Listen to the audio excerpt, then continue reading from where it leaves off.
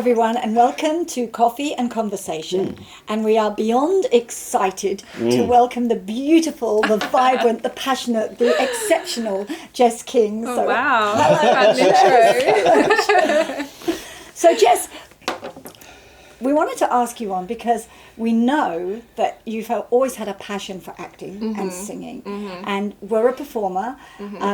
But that you took a whole new path. So will you tell us about it? Yeah, so I was studying performing arts at the time at Monash, and I'd kind of done a little bit of modelling when I was younger, but I never really had the body type that you see in the magazines. I was a lot more curvaceous and womanly, I guess. And yeah, so someone said to me, have you ever thought about being a plus size model? And I remember at the time being a little bit offended because I didn't really understand the concept. I didn't realise that, you know, plus size these days is pretty much a Australian size 10 upwards. So it's technically it's quite small body. And it's actually less than the average woman. The average woman is now 14 to 16. So yeah, so I eventually looked into that and I entered a modelling competition as part of Melbourne Fashion Week, and I ended up winning. Wow. Yeah, which was a bit of a surprise. And I met my now agent, Chelsea Bonner, and I guess the rest is history. Well, it's taken you all over the world, really, hasn't it? Yeah. And I know you do a lot around here for different companies all over the place. So what were the sort of companies that you were working for overseas? Were they just clothing companies or makeup, or what was it? Yeah, mainly clothing companies. I still feel like the plus size industry, which is what I'm a part of, is quite behind in terms of representation. There's this kind of, everyone's a bit too scared to really put a plus size model in a beauty campaign, which to me doesn't make sense because, you know, you're just focusing on the face and everyone uses makeup now, no matter what size you are, no matter your ethnicity, age, gender. So I think it just makes sense to have that represented. But yeah, it's still taking its time.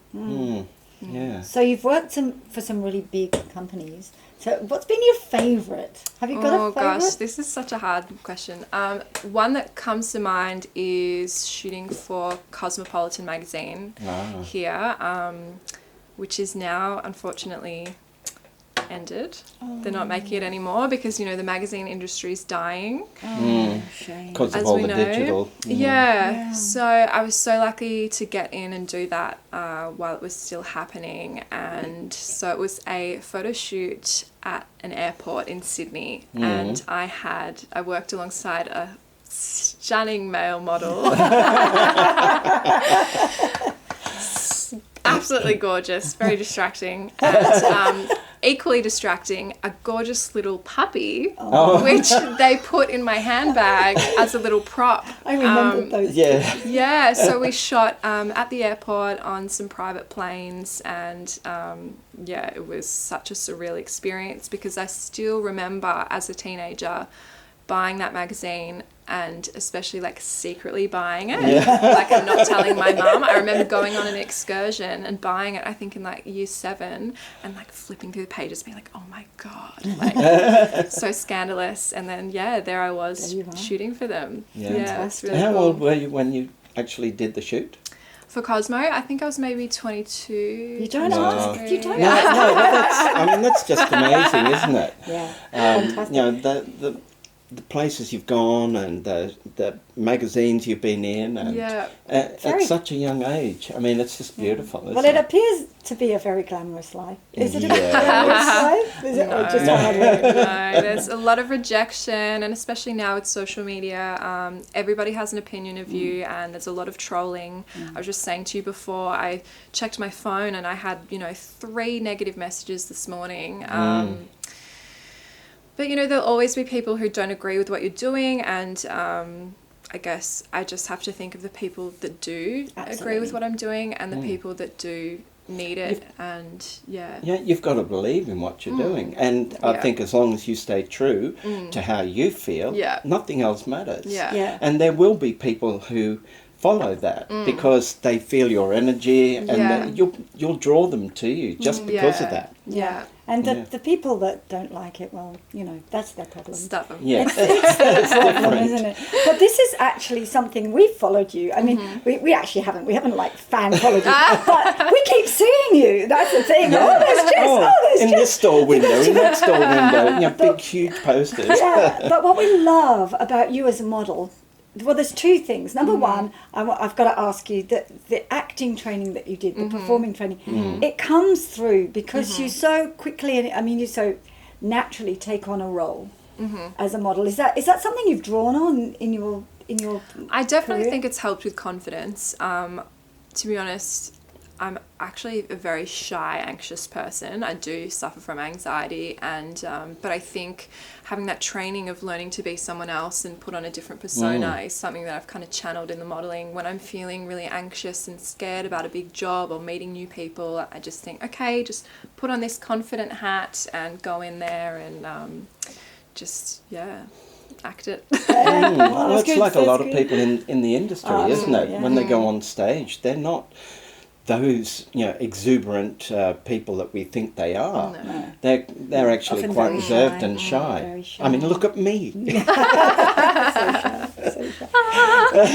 And the other thing, well, actually, Philip often surprises us, because as we know him as Philip, who's the dad and the husband and just regular nice guy, and then he gets on stage and does some things that make me think, Evil. "Whoa, my husband."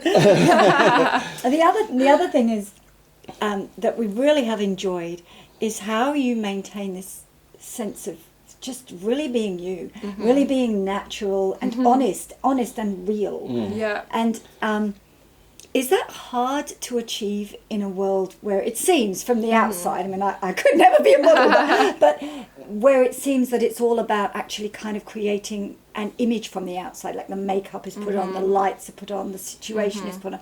Is it hard to stay you?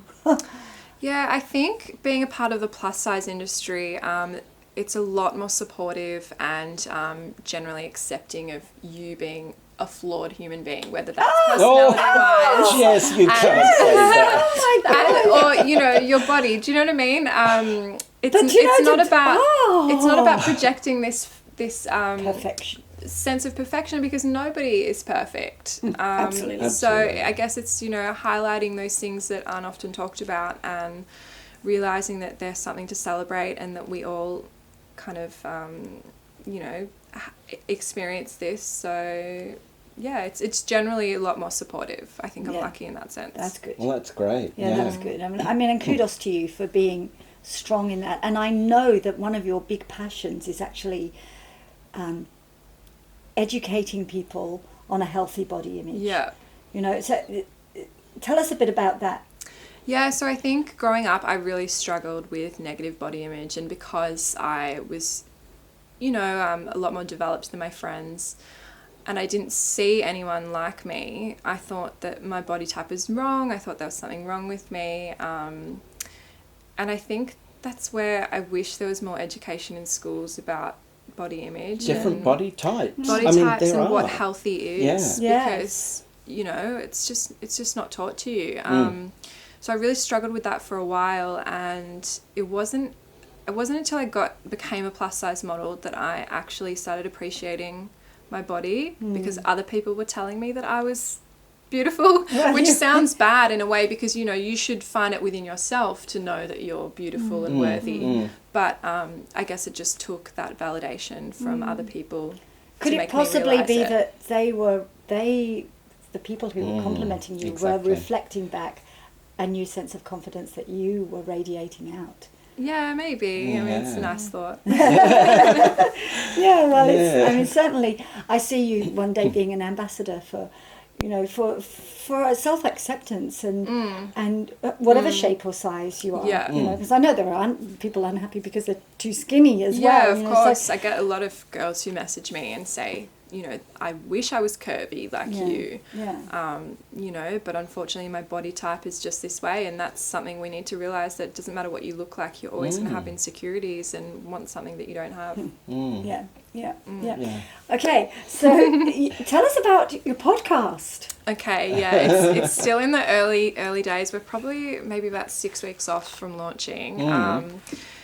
Basically, I went through a really difficult breakup. I was with my partner for 6 years. I won't go into the nitty gritty, but and I had this idea for a long time about talking about breakups and how people kind of overcame them and found themselves again. Because I think when you're with someone for so long, you kind of lose a little bit of your identity and your passions and what makes you you. So basically, we will be interviewing people who have been through breakups and just really finding out how they kind of overcame that and what they did, and how they found their happiness again. Yeah. Fantastic. I suppose it'll also help others who might be going through it at that time to actually help find themselves again and maybe pick up some ideas to help them get through. Yeah, Is that definitely, the idea? definitely. Because when it first happened to me, I was like, oh my God, obviously I have my friends and family, but it's still a very isolating time, and you don't really know where to turn. And I became kind of obsessed with researching people and like finding out about their relationships and like their breakup and what they did to, you know, become happy again. And I think if there was kind of a platform out there that was there when people are going through this hard time, it would help. And we have a lot of ideas about you know, turning it into an event as well.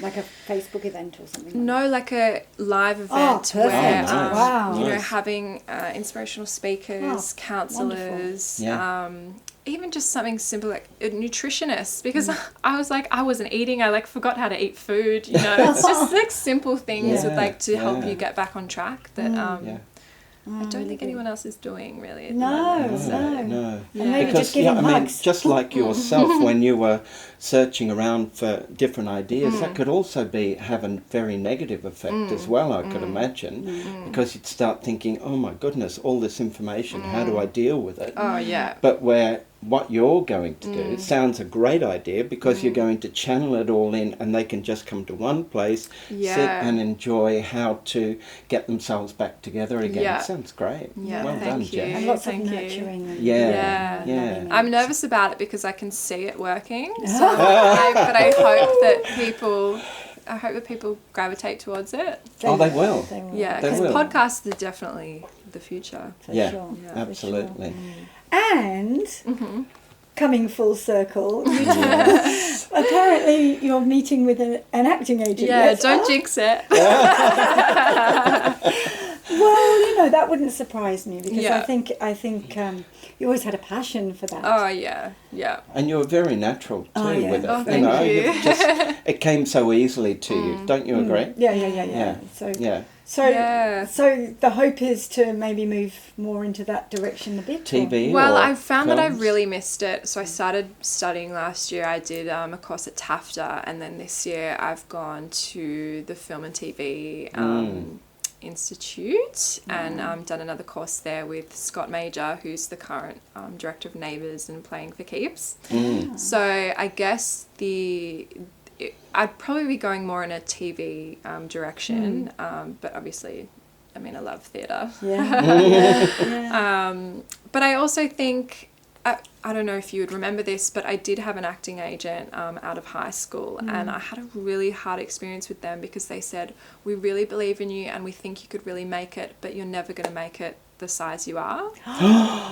Oh no. Yeah, so that's why I was so, like, I was such a young, impressionable, you know, naive girl, that was really what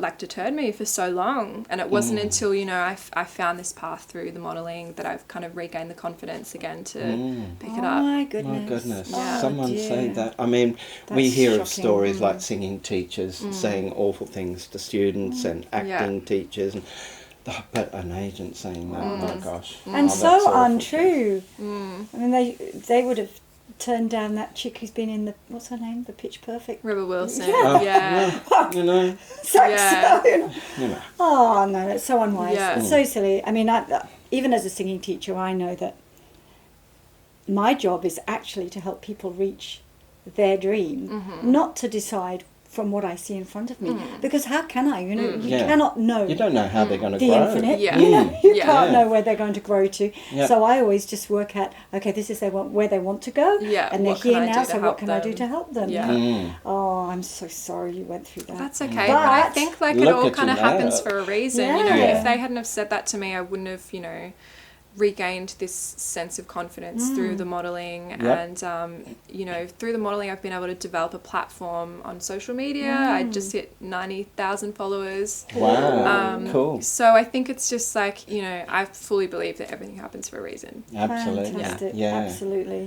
Brilliant. Absolutely. Brilliant. Well, Jess, it's just, it's such a delight to see you. And It's been years. Yeah, no. But thank you so much for coming to talk to us. And Yeah. please keep us in touch about everything. Everything. So many Yeah. things Yeah. being juggled, but especially your podcast. And we'd love to share that with people. Thank And Yeah. you. it seems Yeah. so important. And, Yeah. and everything you're doing is just amazing. And you're doing journaling, Yeah, journalism. so I'm doing a postgrad in communications online. I'm doing it very slowly because I don't have much time, but That's my good. subjects are journalism, digital media, and PR. Yeah. Cool. So ever the communicator. Yeah. And the Oh, ambassador that'll come in for- absolutely perfect for Yeah. your, you know, your Yeah. podcast as Yeah, I well. think you know. so, Yeah. yeah. Fabulous. Beautiful. Well done, Jess. Yes, awesome. I hope you enjoyed today, and I hope you got a lot out of that. We certainly did. Yeah, for sure. And we'll see you next time on Coffee and Conversation. Bye for now. Oh, that was